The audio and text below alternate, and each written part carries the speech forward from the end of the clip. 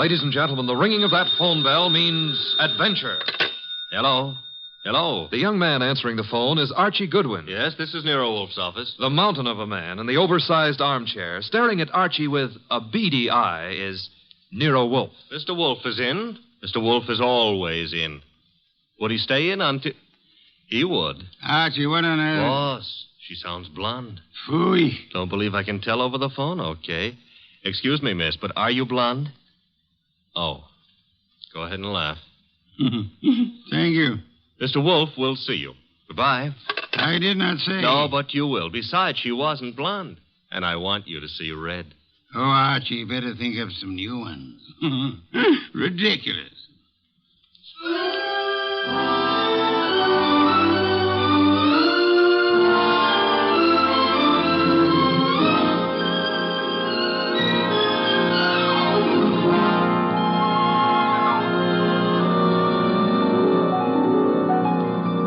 Ladies and gentlemen, it's the bulkiest, balkiest, smartest, and most unpredictable detective in the world. That chair-born genius, Nero Wolfe, created by Rex Stout and brought to you in a new series of adventures over this NBC network in the person of Mr. Sydney Greenstreet.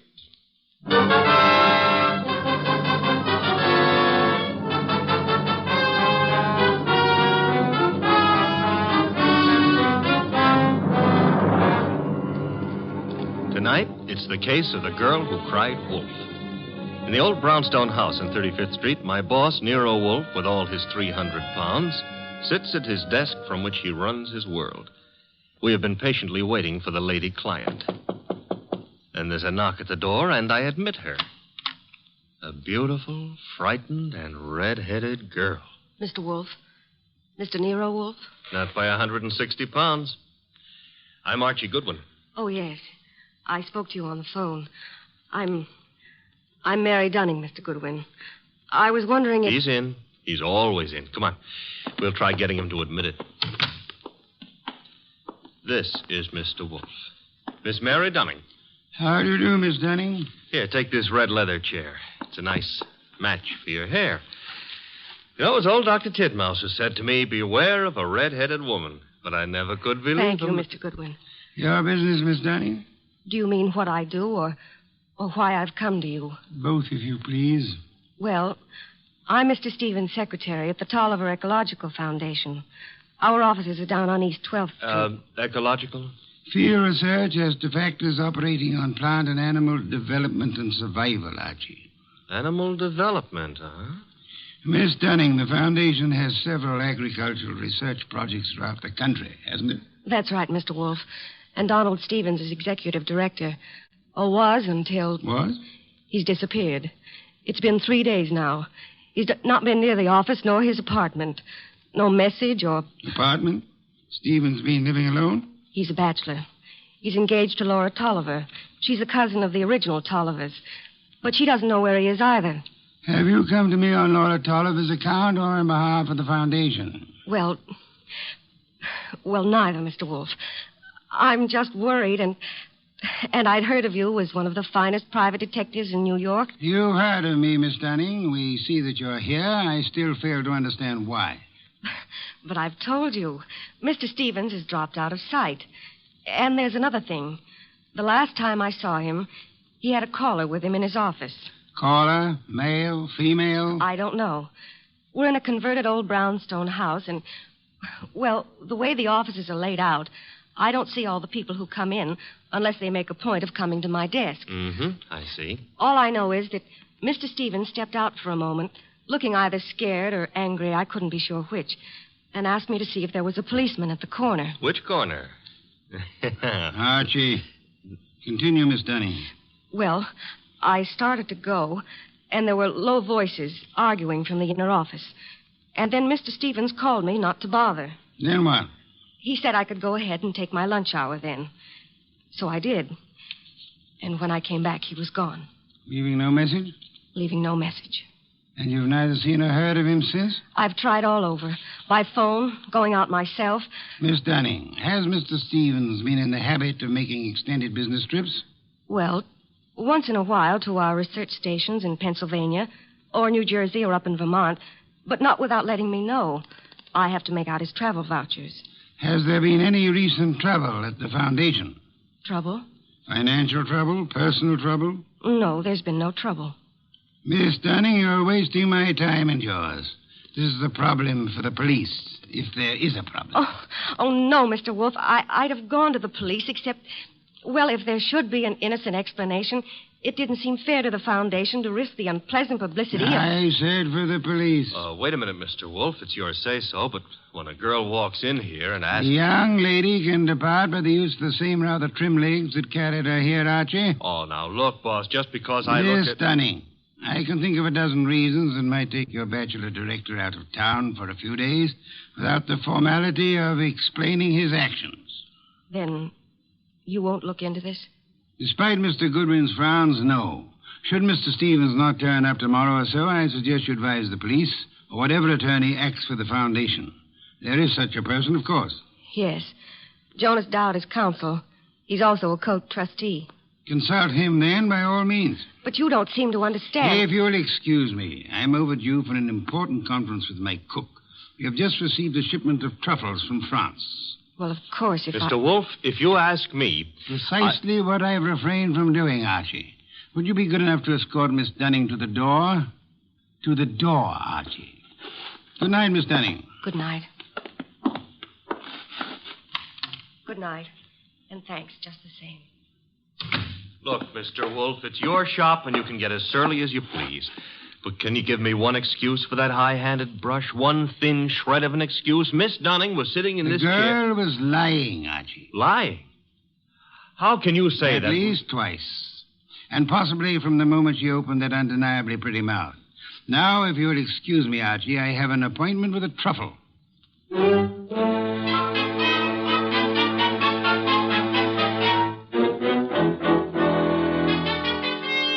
You say you have a surprise for me, Archie. Enough to yank you 3 inches out of that chair. Remember the girl who was here last night, Mary Dunning? You seem unwilling to let me forget her. Well, I took off on my own this morning to check up on that foundation setup. Good, Archie. I ventured a small bet with Fritz that you would. All right. See if your bet included this. I found Stevens down there right in his office. Missing executive director. Yes, and the missing Mr. Stevens claimed he had just been on a business trip. Delayed getting back because his car had been smacked by a hit-and-run driver in New Jersey. Now, here's the payoff. He even tried to make out that he'd been thinking of calling you in a problem. Hit-and-run accident? No, something about the foundation. But I didn't waste time letting him cloud it up for us. The point is... Archie, you brought him here, of course. Stevens? No, he's still down there. We'll want to grab him before the day is out, but I had something more important to run down first. It took me 3 calls on the way up here, but you can take it as confirmed. We've still got a disappearance case, and this one you're not sitting out. Indeed. And who has disappeared now? Mary Dunning. Stevens is back, but Mary's gone. Not at the office, not at her rooming house, and none of her clothes are taken. How'd you get going? Put a police call out on Mary? Back to 12th Street and get Stevens out of that office and up here as fast as you can. I'll phone him. You are on the way.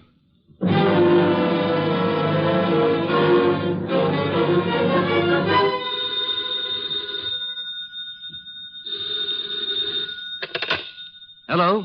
This Donald Stevens? Yes, this is Donald Stevens. This is Nero Wolfe. I understand you've been thinking of consulting me. Well, as a matter of fact, I have, Mr. Wolfe.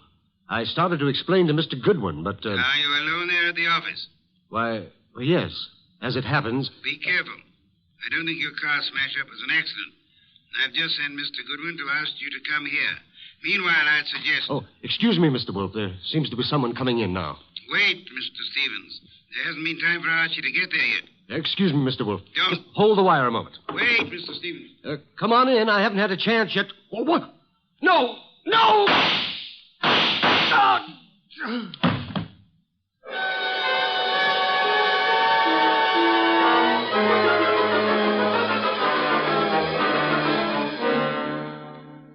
And that's all Inspector Kramer has been able to make of it, Archie? Not to hear him tell it, but that's all he's got. Stephen dead and the girl still missing. Did you find anything helpful at the office? I think the murderer started to tear up some account books and project ledgers, but I must have scared him away when I rang the bell. Couldn't have been more than 3 or 4 minutes after the shooting when I got there. But you saw no one? The murderer can cover a lot of ground in 3 or 4 minutes.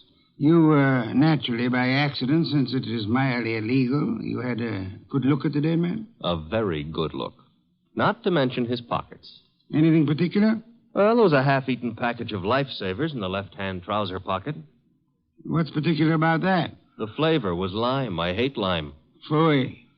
Archie, I called Jonas Dowd last night. The foundation lawyer? Yes, he set up the original charter under which Donald Stevens operated, with an annual fund of $90,000. Ecology has its attractions. 90,000 attractions, to be precise. It indicates a possible reason for Stevens' murder. He was in sole charge of that money. Somebody donated 338 caliber bullets to him. Hardly a token of appreciation. Perhaps not. However, the shooting followed the attempt to stage an automobile accident. Archie, I've sent Saul Panzer on an errand for me. Saul, huh? He's expensive. True, he's the best man in the shadow job there is, but you've got something, huh? Possibility. An angle I can't handle? Apart from your natural preference for curves, you've more than work enough here in New York. Finding Mary Dunning, for a starter. Or her body? Or her body, as it may be. Is that what Saul's on, picking up a line on Mary? Among other chores, Saul is buying me some special groceries at the city market. You frown, Archie. I glower. But okay, play it cozy. You can send Saul off to Stockholm for smorgasbord for all I care. I'm still asking, what about Stevens and what about Mary? Where do we start? I'm expecting Laura Tolliver, the heiress, and the son of Jonas Dowd here within a few minutes. Jonas Dowd himself proved as difficult to pry from the office as... As you generally are from this one. Oh, good for old Jonas. Wait a minute, though. You said a son was coming. Would that be Peter Dowd? It would be. Could I trouble you to pass that second bottle of beer? It's your third. Stop auditing me, Archie. You reacted to the name of Peter Dowd. May I ask why? Kramer is ahead of you on that pitch. He's had Peter Dowd downtown already. And learned? Playboy, used to be in love with Laura Tolliver, now in line to take over Stevens' tidy $20,000 a year salary as executive director. To take over, phooey. Peter Dowd's no ecologist. He's got more important qualifications.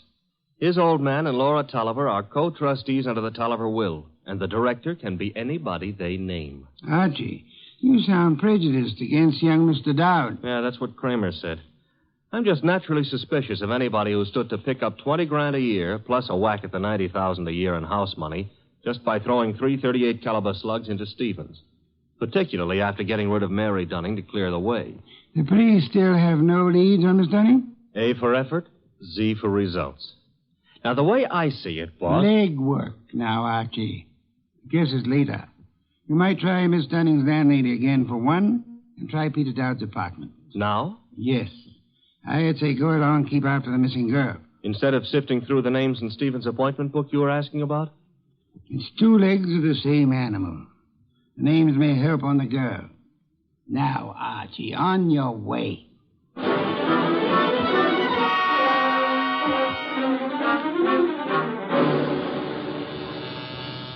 Come in. Mr. Wolfe? Yes, come in, Miss Tolliver, Mr. Dowd. Sit down. Yep. It's good of you both to come. Miss Tolliver, I'm profoundly sorry of your loss. You were to marry Mr. Stevens, as I understand it. Yes, 3 weeks from today. I was trying to warn poor Stevens just as the murderer came in. But he evidently knew his caller well enough to feel no alarm. The police told us that, Mr. Wolfe. We've just come from Inspector Kramer's office.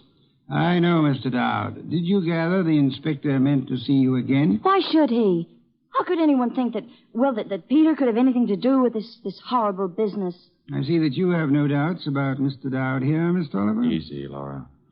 Yes, Mr. Wolfe, I gathered that Kramer was interested in me. He's got a man outside here watching us now. You're alert, Mr. Dowd, or... Oh, what? Or aware that Inspector Kramer may have grounds for keeping you under surveillance. Look, Mr. Wolfe, I didn't come here to be put through the jumps again. First Kramer and now you. I'm acting for the Tolliver Foundation, Mr. Dowd. I have been since your father retained me last night. Well, why jump on me, then?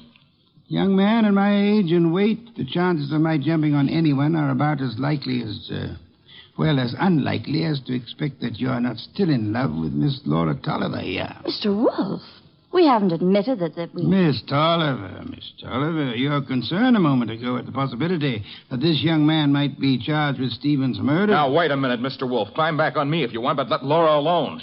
If you're trying to make... I'm no longer trying, Mr. Dowd. You both confirmed the point for me. All right. I am still in love with Laura. And I think Laura's known ever since she accepted Stephen's ring that their engagement was a mistake. What are you going to make of that? Did Stevens know you hadn't given up on Laura? I told him twice. I even went down to the foundation just... Just when, Mr. Dowd? This morning while I was telephoning Stevens, for example? I haven't been near the foundation office for days. I've been out of town. Mr. Wolfe, you've no right to twist and turn everything Peter says. I do love him, but I... Laura. Well, that's the first time you've come right out with it since... I'm sorry, Peter. I've wanted to tell you 1,000 times. But, well, you kept going away on all those trips, and I never knew whether it was for some other girl or... Mr. Dowd, Miss Tolliver, could this tender exchange be postponed till you two find yourselves alone? Go ahead, Mr. Wolfe. Ask anything you want, as long as I know it's all right with Laura here. Roundly spoken, Mr. Dowd. May I ask about Mary? What's Mary Dunning got to do with this? I'm glad you're aware of the Mary I meant. Well, I've met her at the foundation, of course. We've all heard she's missing. You couldn't suggest where she might be. How would Peter know? Let's return to Mr. Stevens. Can either of you explain his 3 days' absence from the city? I've been out of town myself. Miss Tolliver? He could have been inspecting any one of the research plants. He didn't tell me, if that's what you mean.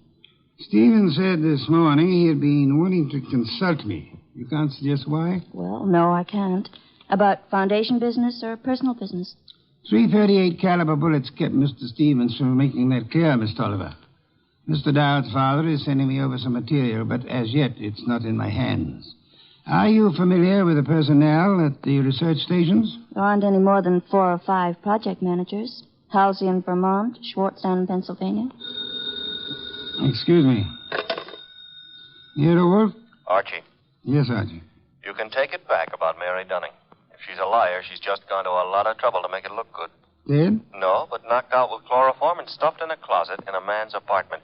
And guess whose apartment? Spare me your charades, Archie. Peter Dowd's. That's where I'm calling from. Is he still with you? As it happens, yes. You better hang on to him. There's been another development. Inspector Kramer's got hold of a man named Schwartz. The Pennsylvania project manager. Right. Schwartz was at the foundation office this morning, and he says Peter Dowd was going in as he came out. When? Within minutes of your call to Stevens. Kramer's on his way to your place now to pick up young Dowd. Any instructions? I'd like more company. Well, the ball game is all wrapped up, isn't it? I'd still like more company. Right. Mary and Schwartz? If you can get them here. And Archie, Yes? get them here.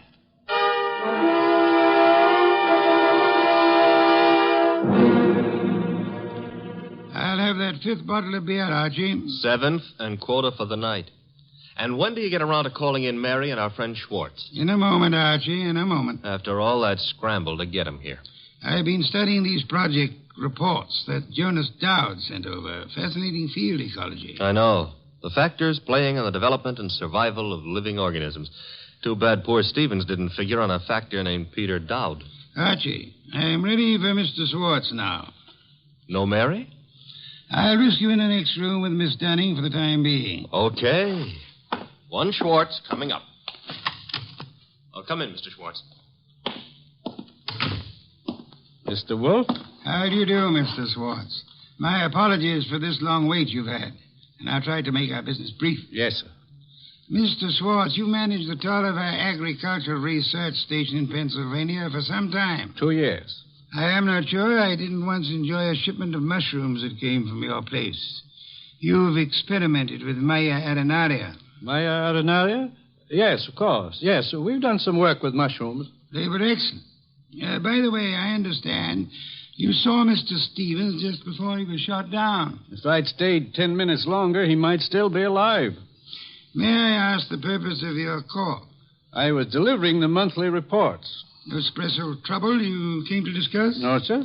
You met Peter Dowd coming in at the foundation as you were going out. How did he look? In a hurry.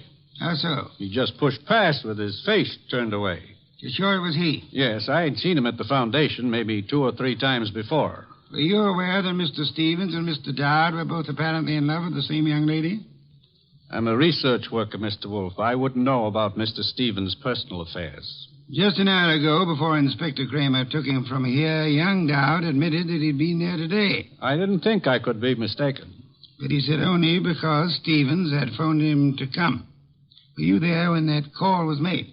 No, there was no call to Dowd while I was there. Excuse me, Mr. Swartz.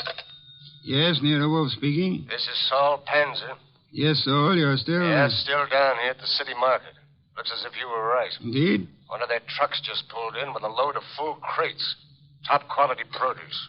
I'll try not to wince when you send in the expense sheets. Any other confirmation? Internal Revenue records show no taxes paid on income by the Tolliver Foundation. Thank you, Saul. Phone any information as you get it.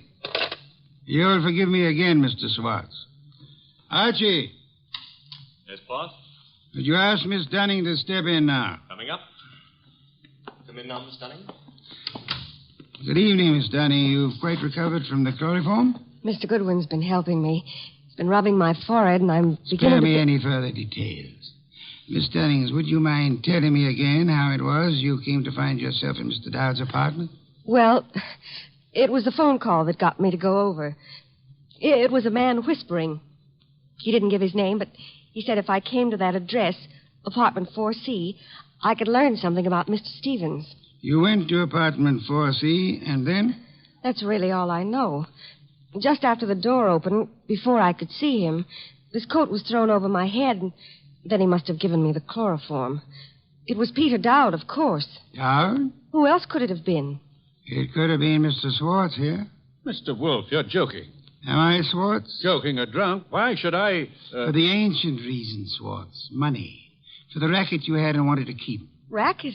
Mr. Schwartz was in... Swartz is no more of an ecologist than Mr. Goodwin here. A moment ago, he accepted Maher arenaria as a mushroom. It happens to be a common clam, common on nearly any beach, rare in inland Pennsylvania. Stevens knew I didn't go in for all that Latin stuff. I could understand that you might be useful without it, Swartz.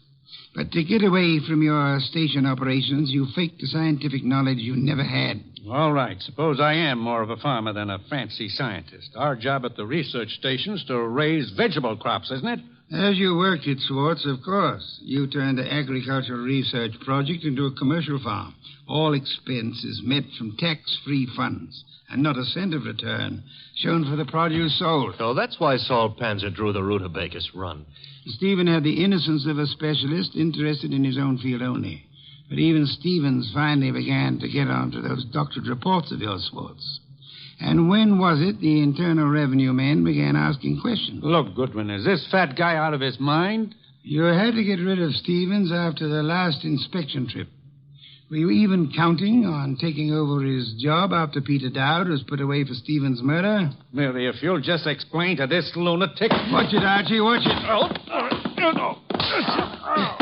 I've got his gun. Adroitly done, Archie. Wait a minute. This is a 32, and it was a 38 that did the murder. Mr. Wolfe, that's my bag. You can't... Take this pistol from it, I have, my dear.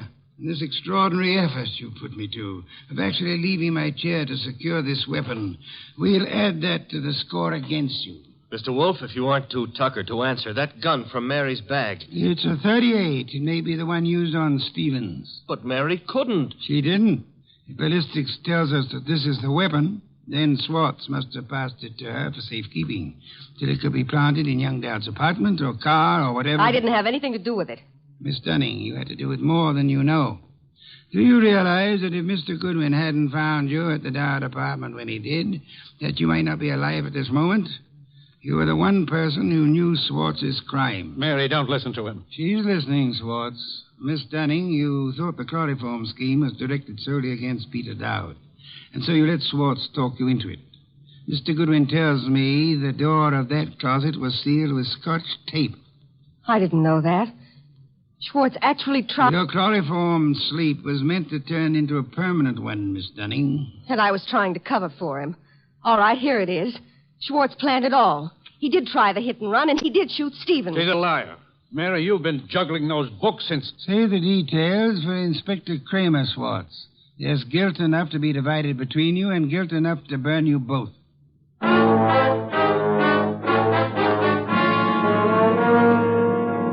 All right. You're being noble and not rubbing it in. Don't I merit a full explanation?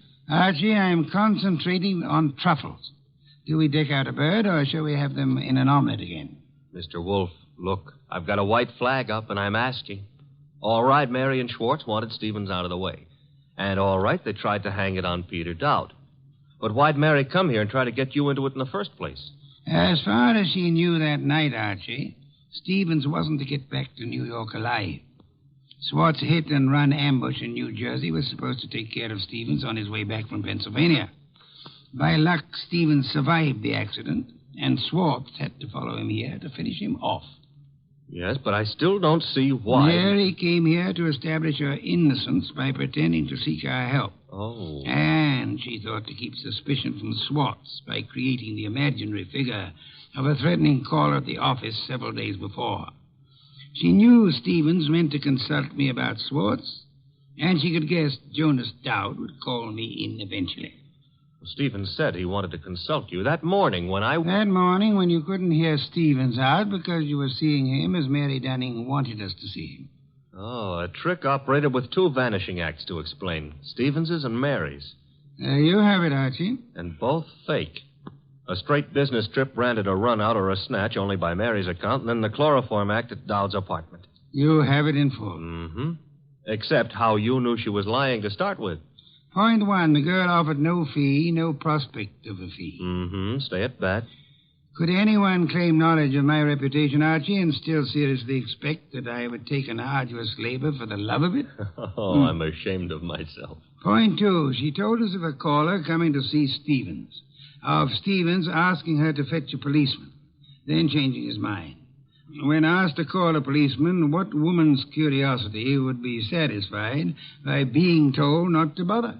How utterly brilliant you are. Yes. Archie, a bottle of beer. All right. And now back to a serious problem, you know. I think I see a compromise on these truffles. Between bird and omelet? Archie, why not both? Ah.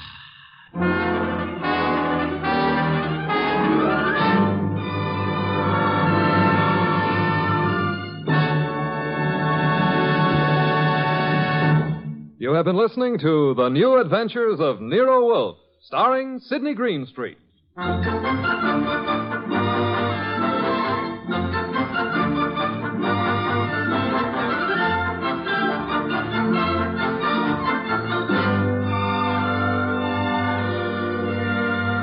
Tonight's transcribed story by Charles O'Neill was based on the characters created by Rex Stout.